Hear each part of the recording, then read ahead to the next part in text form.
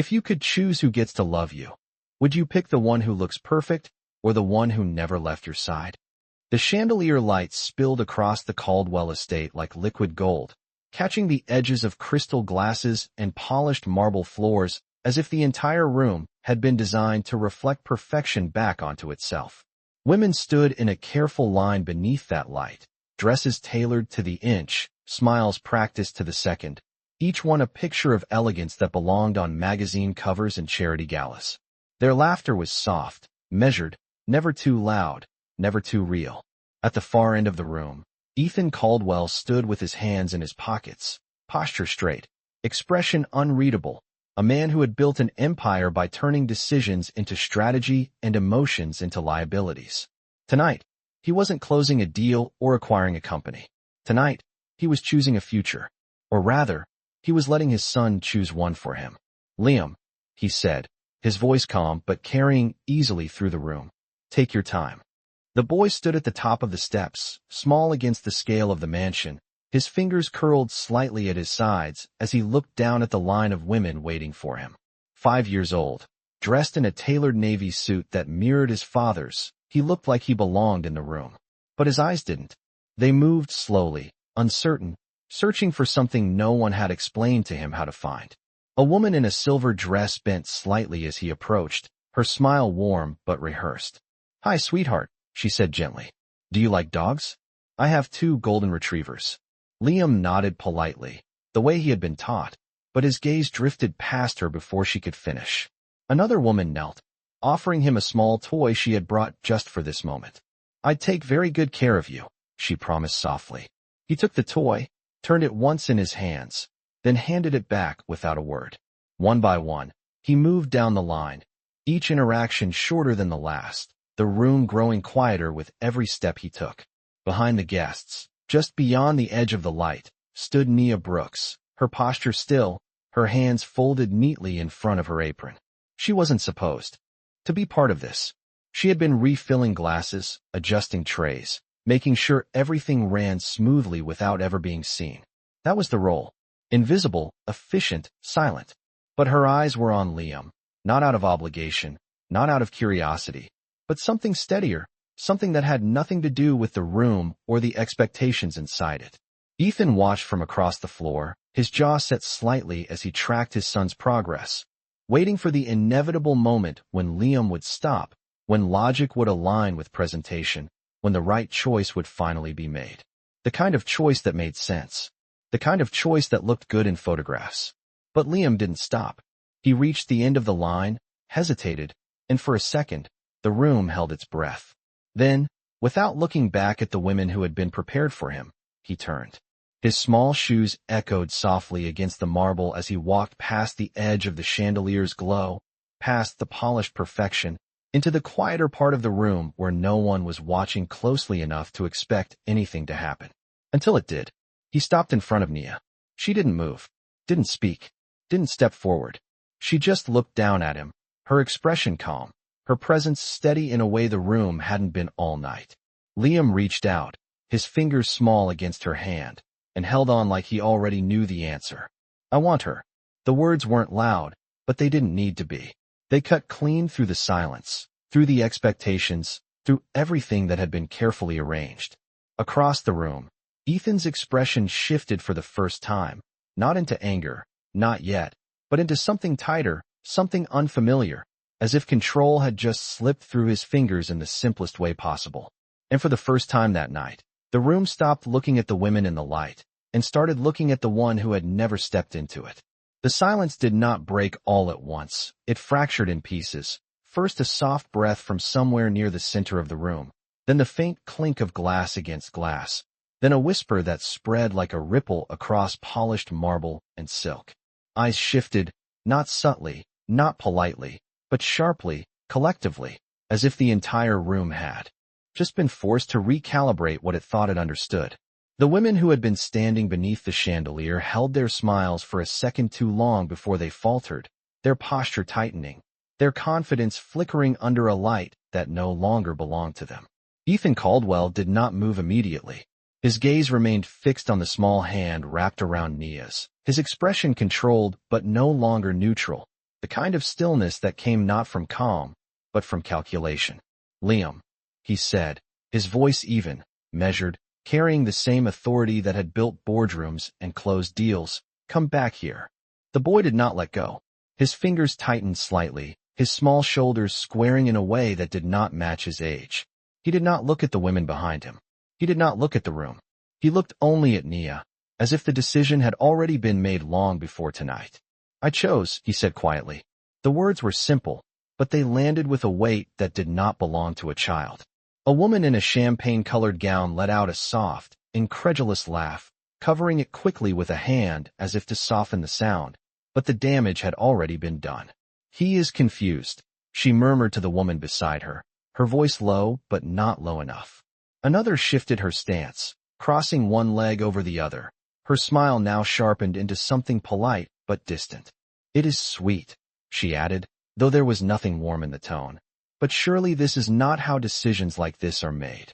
Ethan stepped forward then, his shoes quiet against the floor, each step deliberate. The air seemed to pull tighter around him, the weight of expectation settling back into place as if the room itself was trying to correct the moment. "Nia," he said, finally addressing her directly, his tone controlled, professional, as if this were a matter of misplaced procedure rather than something far more personal. "Return to your duties." She did not move right away, not out of defiance, not out of hesitation, but because she had not been given a role in this moment to begin with. Her eyes lowered briefly to Liam, taking in the way his hand held hers, not loosely, not uncertainly, but with quiet certainty. "Sir," she replied softly, her voice steady, respectful, unchanged. By the tension around her, "He is holding on." Ethan's jaw tightened just slightly, a flicker of something unspoken crossing his face before it disappeared again. "And he will let go," he said. Liam shook his head before the sentence had fully settled. "No," he answered, louder this time, the word clear, unshaken. The room shifted again, not with laughter now, but with something more uncomfortable, something closer to curiosity edged with judgment. Ethan's gaze dropped to his son, and for a moment, the polished distance in his expression cracked just enough to reveal something underneath, something he did not often allow into view. "You do not understand what this is," he said, quieter now, but sharper. Liam's grip did not loosen. "I do," he said. Ethan exhaled slowly, the kind of breath that came when control was slipping but not yet lost. "Then explain it to me," he replied. There was a pause, not long, but long enough for every person in the room to lean into it, to wait for a child to justify a decision that had just unsettled an entire system of expectations. Liam glanced briefly toward the line of women, then back to Nia, then finally up at his father. "They smile when you look at them," he said. His voice was calm, unhurried, as if he were stating something obvious. "She stays when you do not." The words did not echo, but they lingered, settling into the space between them in a way that no rehearsed answer ever could. Nia did not react outwardly. She did not step forward, did not pull her hand away, did not claim anything that was not hers to claim. She simply stood there, steady, present, exactly as she had always been. And for the first time that night, Ethan Caldwell did not look at her as part of the background. He looked at her as if he had missed something important. And the room, for all its wealth and polish and carefully constructed perfection, had no way to interrupt that realization. No one spoke after that, not immediately, because there was nothing in the room that could compete with the simplicity of what had just been said. The chandeliers still glowed above them, the glasses still shimmered, the soft hum of music still lingered in the background, but something had shifted beneath all of it, something subtle but irreversible, like a structure that looked intact but no longer stood on the same foundation. Ethan Caldwell remained where he was, his attention no longer divided between appearances and expectations, but fixed entirely on the space between his son and the woman he had never considered part of this equation. His mind, trained to assess risk and value in seconds, did not move as quickly now. This was not a negotiation, not a projection, not a model he could adjust until it fit. This was something else, something that did not respond to control. "You are 5 years old," he said finally, his voice quieter than before, but not softer, the edge still there, though it had dulled slightly. "You do not get to define what a mother is." Liam did not step back. Then why did you ask me to choose? He replied, the question landing without hesitation, without fear, just clarity. A few people shifted uncomfortably, the kind of movement that came when a conversation crossed a line it was never meant to approach in public. Ethan's gaze dropped for a fraction of a second, then returned, sharper, more focused. Because I expected you to understand the difference between what you want and what is appropriate, he said. Nia felt the words pass through the air, not directed at her, but touching everything around her nonetheless. She had heard tones like that before, not from Ethan alone, but from rooms like this, where worth was measured quietly and often without explanation. Still, her hand remained steady in Liam's. She did not tighten her grip. She did not release it. She simply allowed it to be what it was. What is appropriate? Liam repeated, as if the phrase did not quite make sense when spoken out loud. His eyes moved briefly toward the line of women, then back to his father. Someone who looks right. Ethan's jaw set, but he did not answer immediately. The silence stretched, not empty, but full of something the room could not quite name. It was not rebellion. It was not defiance. It was something quieter, something more grounded. Nia's presence did not demand attention, yet it held it now in a way none of the others had managed. She did not stand taller. She did not change her expression, but she was no longer invisible. That alone was enough to unsettle everything. You are not part of this discussion, Ethan said, his voice returning to a firmer tone as he looked at Nia, attempting to restore the boundaries that had always existed. Sir, she answered calmly, her eyes meeting his for only a moment before lowering again, not out of submission, but out of respect shaped by years of knowing exactly where she was expected to stand. I did not enter it. The statement was simple, but it carried a truth that did not need emphasis. She had not stepped forward. She had not offered herself. She had not crossed any line. The line had moved to her. Ethan held her gaze for a second longer than necessary, as if trying to place something he had overlooked, something that did not fit into the categories he relied on. Then step out of it, he said. Liam's hand tightened again. No, he said, this time without hesitation, his voice steady, unwavering in a way that made the word feel heavier than it should have. Ethan exhaled slowly, his control still intact, but no longer effortless. You are making this more complicated than it needs to be, he said. This is not about complication, Liam answered. It is about who stays. The words settled again, not loud, not dramatic, but undeniable. Around them, the room had stopped pretending this was a simple misstep. The women no longer smiled. The quiet had changed shape. And for the first time, Ethan Caldwell was no longer leading the moment. He was standing inside something he did not design, listening to a truth he had not prepared for, and realizing that the answer his son had given could not be dismissed without revealing something far greater than a mistake. The air did not recover after that. It settled into something thinner, sharper, as if every breath carried a question no one in the room wanted to answer out loud. Ethan Caldwell remained still, but not composed in the way he had been at the start of the evening. This was different. The control he wore so naturally now felt like something he had to hold in place, something that required effort. His gaze shifted again to Nia, not dismissing her this time, not reducing her to a role, but studying her with a focus that suggested he was trying to understand a variable he had never accounted for. She stood exactly as she had before, shoulders relaxed, posture aligned, her presence neither shrinking nor expanding to meet the weight of attention now directed at her. She did not claim space. She did not avoid it either. She simply existed within it, steady, grounded, unshaken by the shift that had unsettled everyone else. How long? Ethan asked suddenly, his voice quieter now, less for the room and more for the truth he was trying to locate. Has this been happening? The question was not directed at Liam. It was directed at her. Nia did not look surprised. She lifted her eyes just enough to meet his, her expression calm, unguarded but not exposed. Nothing has been happening, sir, she said. I do my job. The answer was simple, but it did not satisfy the question behind his question. Ethan's gaze held, searching for something more, something hidden, something that would make sense of this moment in a way that aligned with the world he understood. You spend time with him, he said, not accusing, not yet, but not neutral either. When you are not here. Nia's hands remained folded, though Liam's small grip still rested in one of them. "When you are not here," she repeated softly, not correcting him, not challenging him, just acknowledging the truth embedded in the statement. The room did not miss it. A few heads turned subtly, not toward Nia, but toward Ethan, as if the implication had shifted direction. The absence was no longer invisible. It had shape now. It had weight. Ethan's expression changed again, not outwardly, not dramatically, but enough that the distance in his eyes gave way to something more reflective, something less certain. "And what exactly do you do," he asked, "when I am not here?" Nia did not answer immediately, not because she did not have one, but because she did not rush to fill silence that did not belong to her.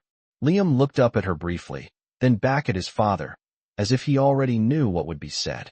"She stays," he said again, his voice quieter this time, but no less certain. Ethan did not look at his son. He kept his attention on Nia. "That is not an answer," he said.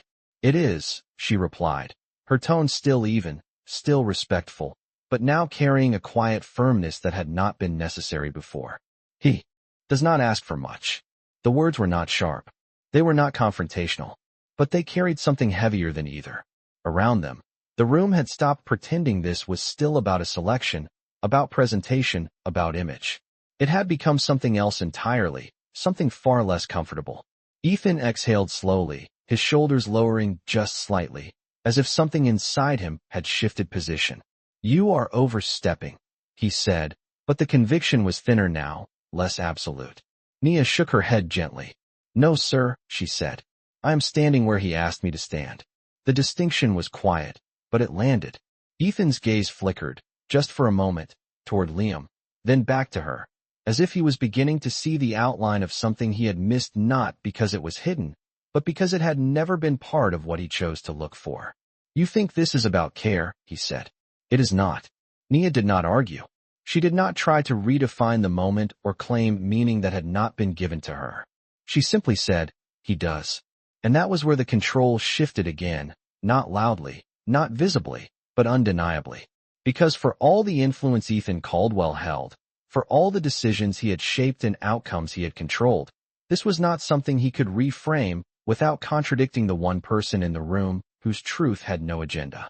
The chandeliers still shone above them, but it no longer defined the center of the room. That had moved, and it had moved to a place Ethan could no longer ignore. The room did not return to its earlier rhythm, not even as the music continued to play softly in the background, because the performance had been interrupted in a way no one could politely recover from. Conversations that had once flowed with ease now stalled before they could fully form, and the women who had arrived expecting to be chosen now stood in a quiet uncertainty that no amount of composure could disguise. Ethan Caldwell remained at the center of it, but not as the architect of the moment anymore. For the first time that evening, he was reacting instead of directing, and the difference was subtle but unmistakable. His gaze moved once more between Liam and Nia, as if measuring something that refused to fit into the categories. He trusted. "This is not how this works," he said, though the statement sounded less like a rule and more like a reminder to himself. Liam did not respond immediately. He looked up at his father with the same steady expression, not defiant, not emotional, just certain. "Then maybe it should," he said. The simplicity of the answer landed without resistance, not because it was persuasive, but because it did not try to be. It existed on its own terms, untouched by the expectations surrounding it. Ethan's jaw tightened slightly, a familiar reaction, but it did not carry the same authority it once had. "You are asking for something you do not understand," he said. Liam's grip on Nia's hand did not loosen. "I am not asking," he replied. The distinction settled heavily between them. Around the room, the shift in tone was impossible to ignore. This was no longer a controlled exercise in image and selection. It had become something far more personal, something that exposed not just preference, but absence. Ethan turned slightly, his attention drifting momentarily toward the line of women who had been prepared for this evening, each one now standing in a quiet discomfort that no one had planned for. Their presence, once the focal point, now felt distant, almost secondary to the moment unfolding elsewhere. When he looked back at Nia, it was no longer with dismissal, but with a sharper awareness, as if he was seeing her not as part of the background, but as part of the story he had failed to notice. "Why did you not say anything?" he asked. The question was unexpected, not because it was difficult, but because it revealed something he had not acknowledged before. Nia met his gaze briefly, her expression unchanged, her voice steady. "It was not my place to speak," she said. Ethan held that answer for a moment, turning it over silently, recognizing the truth in it even as it unsettled him. "And now?" he asked. Nia glanced down at Liam, then back at Ethan, her posture still composed, her tone respectful but grounded in something that did not shift with pressure. "Now I am still not speaking," she said. "He is." The words were quiet, but they carried a clarity that left no room for misinterpretation. Ethan's attention moved back to his son, and for the first time, there was no immediate response, no correction, no attempt to redirect. Instead, there was a pause, long enough to suggest that something inside him was recalculating, not strategy, not optics, but something more fundamental. "You believe this is about who is kind to you," he said slowly. Liam shook his head. "No," he answered. "It is about who is there when no one is watching." The room stilled again, not because the statement was dramatic, but because it stripped away everything that had been built around it. There was no performance in it, no attempt to impress, only a truth that did not need approval. Ethan exhaled, the sound quiet but heavier than before, as if it carried the weight of recognition he had not expected to face in a room like this. His eyes moved once more to Nia, not searching now, not questioning, but acknowledging something that had always been present without ever being named.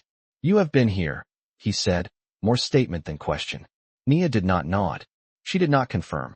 She simply stood there, the same way she always had, unchanged by the attention, unaffected by the shift in power that had begun to tilt in her direction without her ever reaching for it. And in that stillness, in that refusal to claim anything that was not offered, the imbalance in the room became undeniable.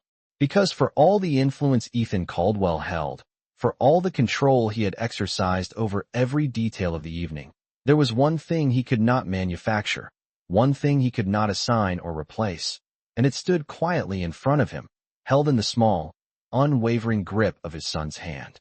No one announced the shift, but it unfolded anyway, quiet and undeniable, like a current changing direction beneath still water. The room that had once been arranged around Ethan Caldwell now seemed to orbit something else, something smaller, quieter, and far more difficult to control. He stood there for a moment longer, the weight of expectation pressing in from every side, the silent judgment of his guests, the unspoken question of what he would do next, but none of it moved him the way the small hand still holding Nia's did. He looked at Liam again, really looked this time, not as a responsibility to manage or an heir to shape, but as a person who had just said something he could not dismiss. "If I tell you to let go," Ethan said slowly, his voice measured, each word placed with care, "will you?" Liam shook his head without hesitation. No, the answer came softer than before, but it did not waver. It did not need to. Ethan exhaled through his nose, a quiet release that carried more than frustration, something closer to recognition. He had spent years building systems that responded to pressure, to logic, to authority, but this was not one of them. This was something that did not bend when pushed. His gaze shifted to Nia once more, not searching now, not testing, but weighing something that no longer felt optional to consider. "You understand what this implies," he said, his tone lower, more private even in a room full of people. Nia met his eyes briefly, then lowered them again, not retreating, not avoiding, just maintaining the boundary she had always kept. "It does not imply anything I have asked for," she replied. The words were careful, not defensive, not eager, simply true. Ethan studied her for a second longer, as if waiting for something else, some indication that she would step forward, claim the moment, reshape it in her favor. She did not. She stood exactly where she had been, exactly who she had always been, unchanged by the opportunity that now surrounded her. That, more than anything else, unsettled him. Because there was no angle to calculate, no intention to anticipate. Only presence. Only consistency. Around them, the guests had begun to shift subtly, some stepping back, some turning slightly, as if distancing themselves from a moment that no longer belonged to the event they had agreed to attend. The women who had once stood in the light now seemed uncertain of where to look. Their confidence eroded not by insult, but by irrelevance. Ethan became aware of it all at once, the room, the silence, the expectation, and for the first time, he did not respond to it. He did not restore order. He did not redirect attention. Instead, he did something far simpler and far more difficult. He stepped closer. The distance between him and Liam closed in 2 measured steps, and when he stopped, he was no longer looking down from a place of authority, but standing within the same space, the same moment, without the shield of position. His eyes moved briefly to their joined hands, then back to Nia's face, and for a second, something in his expression softened, not visibly, not dramatically, but enough to shift the weight of the room again. "How long has he been choosing you?" he asked quietly, "when I was not there to see it." Nia did not answer right away. She did not rush to fill the space with explanation or justification. She simply said, "Every time he needed someone." The simplicity of it stripped away everything else. Ethan's gaze dropped, just for a moment, as if the answer had reached somewhere he did not often allow access to. When he looked back up, the calculation was gone, replaced by something steadier, something more grounded in reality than expectation. He turned his attention fully to Liam, and for the first time that evening, his voice carried no instruction, no correction, only a question. "And you would choose her," he said, "even if I told you not to?" Liam did not hesitate. "Yes." The words settled into the space between them, final in a way that did not require repetition. Ethan held that answer, not resisting it, not challenging it, just acknowledging it for what it was. Then, slowly, he straightened, his posture still composed, still controlled, but no longer rigid. The shift was subtle, almost invisible, but it changed everything. Because for the first time that night, Ethan Caldwell was not trying to control the outcome. He was trying to understand it. And in that shift, quiet and unannounced, the power in the room moved again, not toward noise, not toward conflict, but toward something far more difficult to ignore, a truth that had never needed permission to exist and no longer needed to stay hidden. The shift did not arrive with a declaration. It settled into the room the way truth often does, quietly, without asking for permission, until it became impossible to ignore. Ethan Caldwell stood there with his son in front of him and the woman he had never intended to see standing between expectation and reality. And for the first time that night, the decision in front of him was not about control, but about acknowledgement. The chandelier still cast its polished glow, but it no longer defined what mattered. That had moved somewhere else, somewhere smaller, steadier, and far more real. He glanced once more around the room, taking in the faces that had once aligned with his standards, the posture, the refinement, the carefully constructed presence that matched everything he had built his life on. But now, those details felt distant, like something designed for a different kind of decision, one that no longer applied. When his gaze returned to Liam, it did not carry correction. It carried weight.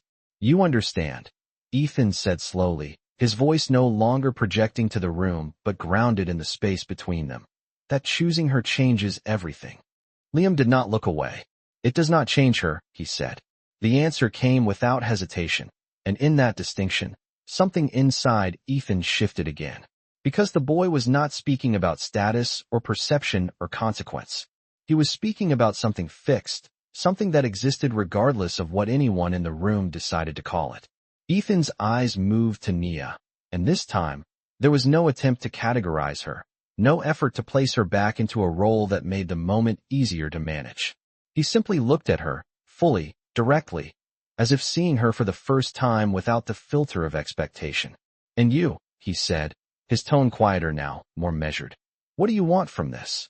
It was the first question that truly belonged to her, not about duty, not about boundaries, but about choice. Nia did not respond immediately.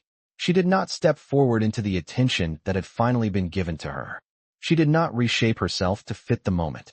She simply answered, "Nothing that is not already mine," she said. The words were calm, unhurried, and they carried a clarity that did not bend under pressure. Ethan held that answer, recognizing the absence of ambition in it, the absence of performance. There was no attempt to gain anything, no attempt to secure a position. Only truth. Around them, the room had gone completely still, not out of politeness now, but because there was nothing left to interrupt. This was no longer an event. It was a moment that had outgrown its setting. Ethan exhaled slowly, the tension in his shoulders easing just enough to signal something had been decided, not announced, not declared, but accepted. He stepped closer again, this time not toward control, but toward alignment, and when he spoke, his voice did not rise, did not command, did not instruct. It simply acknowledged. Then we will not make this about what it looks like, he said. His eyes shifted briefly to the room, then back to Liam, then finally to Nia. We will make it about what it is. The words settled into the air, not dramatic, not loud, but final in a way that no formal decision could replicate. A few guests shifted, some exchanging quiet glances, others lowering their gaze, as if recognizing that the rules they had come prepared for no longer applied. Ethan did not look at them again. He did not return to the structure he had built for the evening. Instead, he did something no one in the room had expected from him. He reached out, not to separate, not to correct, but to acknowledge the connection already there. His hand hovered briefly, then rested lightly over Liam's shoulder, grounding the moment rather than redirecting it. If she stays, he said quietly, it will not be because you chose for me. Liam looked up at him, waiting. Ethan's gaze did not waver.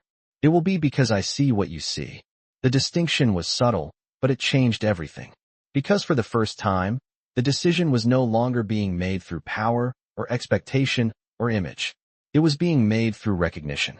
And in that recognition, the balance of the room shifted completely, not toward the loudest voice or the highest status, but toward the quiet truth that had been standing there all along, waiting to be seen.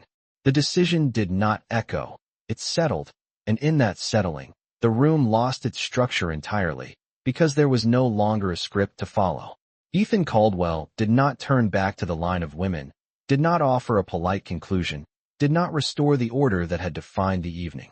Instead, he remained exactly where he was, his hand resting lightly on Liam's shoulder, his gaze no longer divided between expectation and reality, but anchored in something far more difficult to dismiss.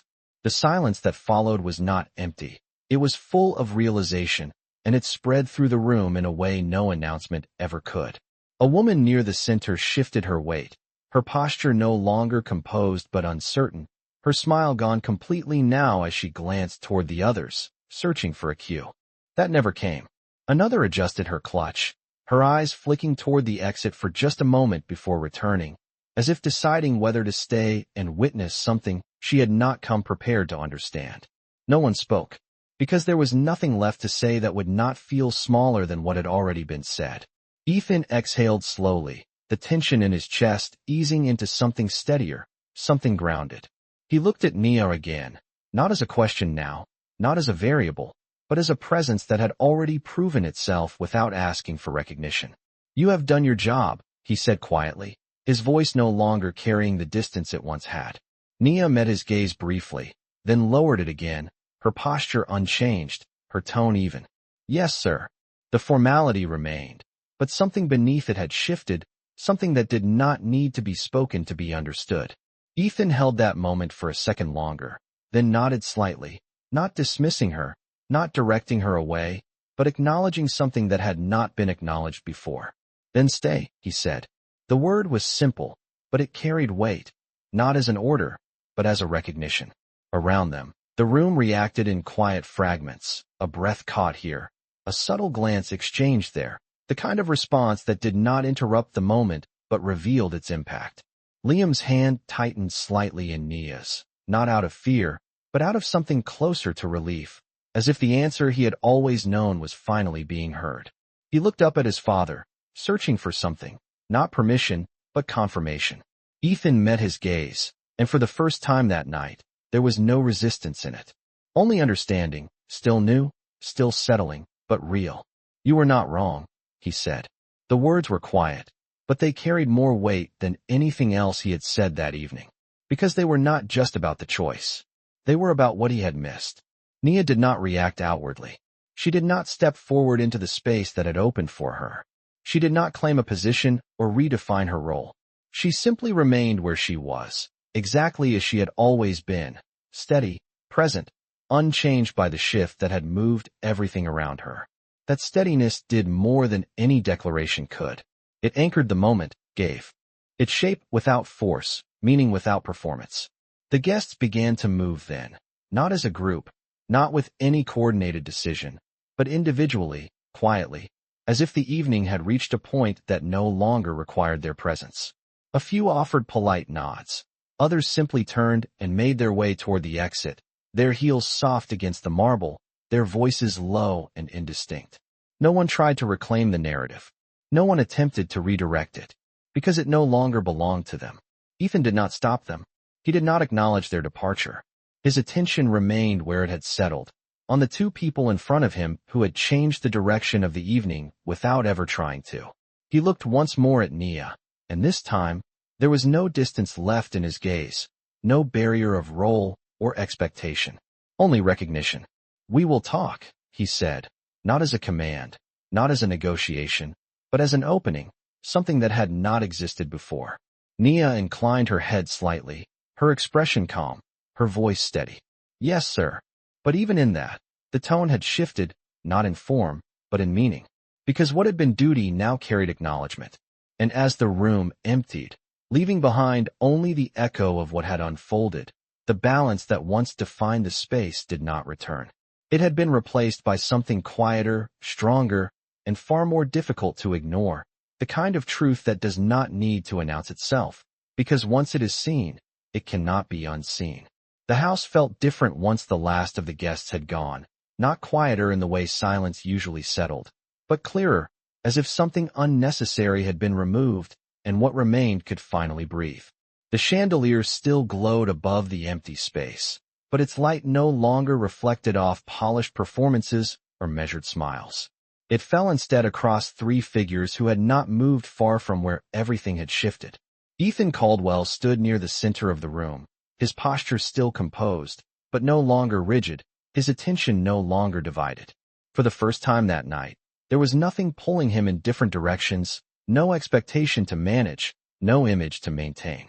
Only truth, standing directly in front of him. Liam remained at Nia's side, his hand still wrapped in hers, though now the grip was softer, not holding on out of insistence, but out of something quieter, something settled. He looked up at his father, not searching for approval anymore, but waiting to see what would happen next. Ethan met his son's gaze and held it, longer than he ever had in moments like this, as if he was choosing not to look away, not to retreat into distance or control. "Come here," he said, his voice calm, not commanding, but inviting. Liam hesitated for just a second, then stepped forward, though he did not let go of Nia completely, his fingers brushing hers as if confirming she was still there. Ethan noticed it. He did not interrupt it. He simply watched, understanding now that the connection he had witnessed was not something that needed to be broken in order to be acknowledged. He lowered himself slightly, enough to meet his son at eye level, a movement that did not come naturally to him, but one he made anyway. "You made a choice tonight," he said, his tone steady, grounded in something more honest than anything he had said before. Liam nodded. "I did." Ethan studied him for a moment, then asked the question that mattered more than any other. "Do you know why?" Liam did not look confused. He did not search for an answer. He simply spoke. "Because she does not leave." The words were quiet, but they did not need to be louder. Ethan exhaled slowly, the sound carrying something deeper now, something closer to acceptance than resistance. He straightened slightly, then turned his attention to Nia, and when he spoke, his voice no longer carried distance or formality as a shield. It carried recognition. "I have spent years making decisions based on what lasts," he said. "Companies, structures, outcomes. I thought I understood what that meant." His gaze held hers, not as a test, not as a challenge, but as an acknowledgement of something he had overlooked. "I did not."